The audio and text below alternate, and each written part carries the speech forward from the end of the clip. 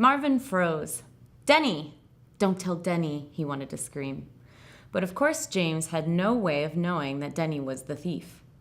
He was already babbling ecstatically into the phone. No, really, I'm in somebody's apartment. This guy, Gordon Perry. The address is... Here James read from the crinkled label. 236 East 74th Street, apartment 5D. No, don't tell him. Marvin raced onto James's hand. It's the real one. I know it is. I can't explain on the phone. Can you get my dad? There was a long pause. Oh, James said. He is? Okay, but you'll tell him, and Christina too? And can you please hurry? I don't know when this guy might come back. He hung up and looked down triumphantly at Marvin. We did it, he crowed, dancing around the table. Dad and Christina weren't there. They'd gone to look for me, but Denny's going to find them and tell them, and then they'll all come over here. Everything's going to be fine. Oh no, Marvin slumped in despair. This was impossible. How could he make James understand that they were in terrible danger? Nobody knew they were here but Denny.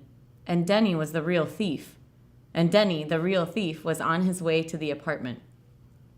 He certainly wouldn't tell Carl or Christina anything. Marvin trembled. What would he do with the drawings when he got there? More important, what would he do with James? James lifted his hand and peered at Marvin, tilting his head to one side. What's the matter, little guy? You don't seem very happy. Marvin took a deep breath, trying to shake off his hopelessness. He had to convince James to leave the apartment and to take the drawings with him. But how? He crawled to the end of James's finger and motioned with his front legs. Where do you want to go now? James asked, looking at him quizzically. I think we should just wait until they all get here. Marvin continued to gesture toward the briefcase.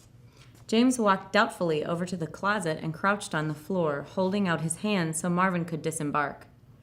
Marvin crawled straight to the part of the briefcase with the handle and the latches and waited there expectantly. You want me to shut it again? James asked. Marvin climbed onto one of the latches. Why? Denny and Dad and Christina are on their way here. Can't we let them do it? Marvin tapped his front legs imperatively.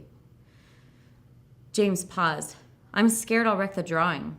When Marvin didn't budge, he sighed. You can be really bossy, you know that? He fiddled with the packaging sheets. But I guess you've been right about most things so far, and you did find the drawing. He sighed again. Okay, watch out.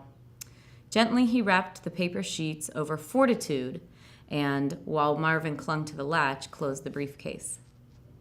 Marvin was about to jump off when he caught sight of something under the briefcase's handle, imprinted in the worn leather, faintly traced in gold. What was it? Letters, he realized, 3 of them, faded almost beyond recognition.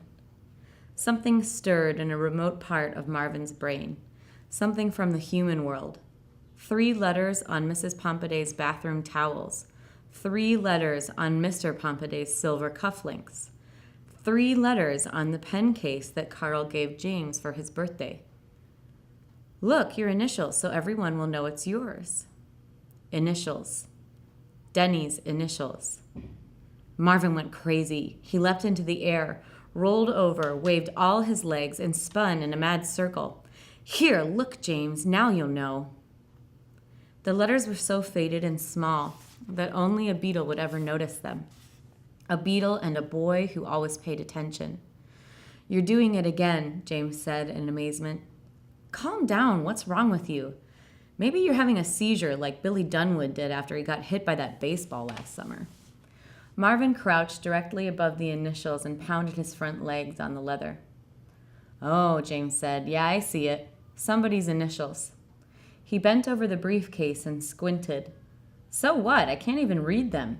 D something, D-E-M. Is that what you wanted me to see? Why? What do you care about that? Marvin stayed right where he was, determined not to move until James made the connection. He continued to tap his front legs. D-E-M. Okay, who is that? James asked him. I guess it's not Gordon Perry, but he could have borrowed somebody else's briefcase. Or maybe this is the guy who helped him steal the drawing. Marvin spun in a circle and waved his legs madly. That's it. This is the guy who helped him steal Fortitude?